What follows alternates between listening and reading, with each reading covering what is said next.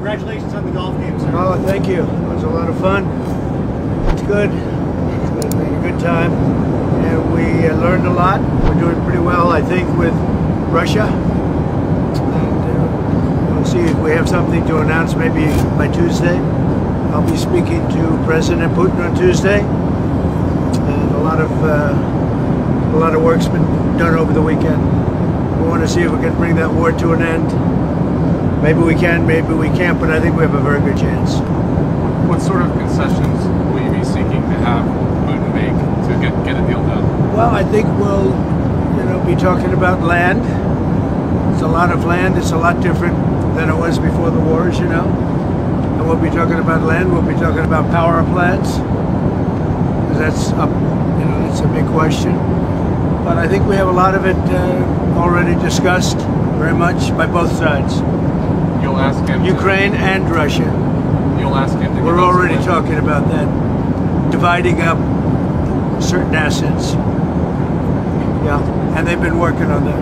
Mr. President, are you concerned at all about any retaliatory cause from the strikes in Yemen? About what? From the airstrikes in Yemen. Are you concerned about any retaliatory measures taken at all? No, I'm not. Really, I'm not. Mr. President, do you plan to comply with the judge's order regarding rehiring the federal workers? What are you talking about? The Clinton appointee judge that ruled that the federal government has to rehire the fired federal workers. Do you plan to comply Well, with that? I think it's absolutely. I have nothing to do with that other than I heard about the decision. I think it's absolutely ridiculous. Absolutely. It's a judge that's putting himself in the position of the President of the United States, who was elected by close to 80 million votes. And you have that. You're having more and more of that. It's a very dangerous thing for our country. And I would suspect that we're going to have to get a decision from the Supreme Court. But that's a very dangerous decision for our country. And these are people, in many cases, they don't show up for work.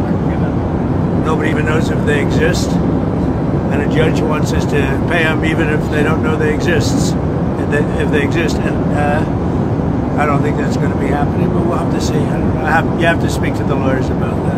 Mr. President, did the administration actually, speaking of orders, violate Judge Boasberg's order in sending back the Venezuelan gang members and not bringing the plane back? I don't know. You have to speak to the lawyers about that. Are you planning to do more deportations? I can tell you this: these were bad people. That was a bad group of, as I say, hombres. That was a bad group. When you look at them and you look at the crimes that they've committed, you take a look.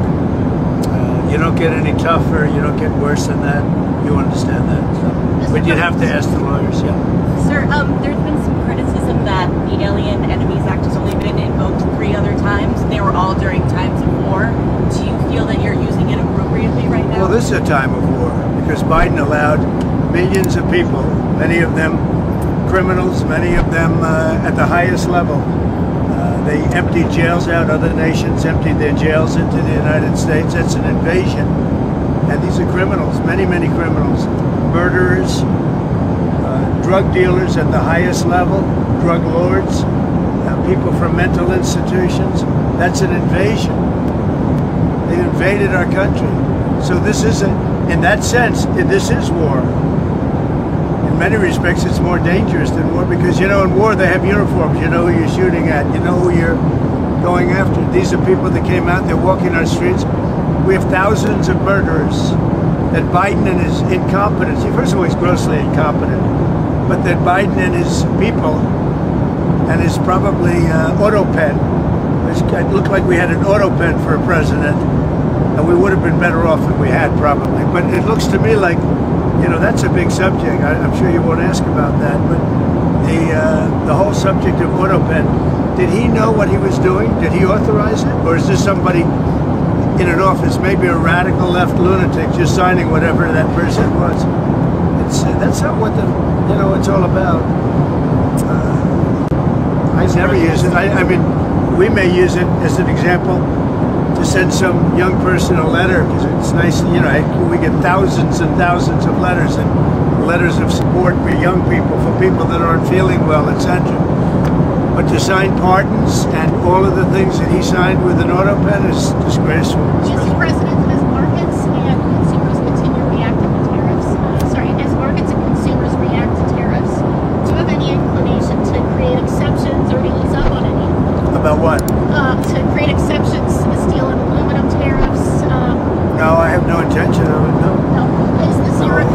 April 2nd is a liberating day for our country. We're going to be getting back some of the wealth that very, very foolish presidents gave away because they had no clue what they were doing. And April 2nd, I would have made it April 1st, but you know what April 1st is? April Fool's Day. I figured, I don't like doing it, but I made it April 2nd.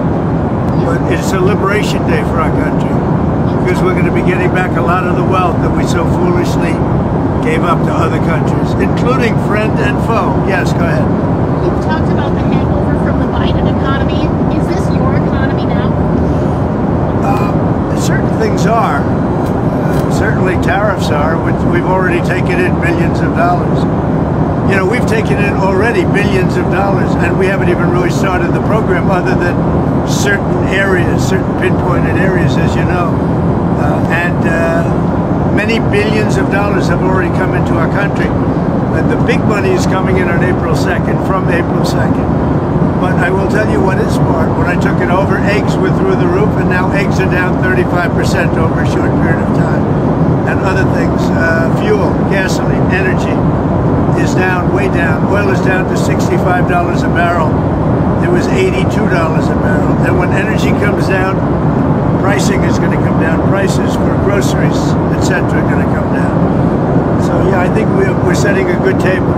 Sir, on April 2nd tariffs, are you planning to do sectoral and reciprocal tariffs? Will you do sectoral tariffs? What are going to do in certain cases? Well, it's going to be reciprocal. In other words, whatever they're charging, we're charging. Very simple. If they're charging us, we're charging them. It's no longer they charge us and we don't charge them. It's foolish presidents. And Biden, but others also, in all fairness. Look, Biden is the worst president we've ever had.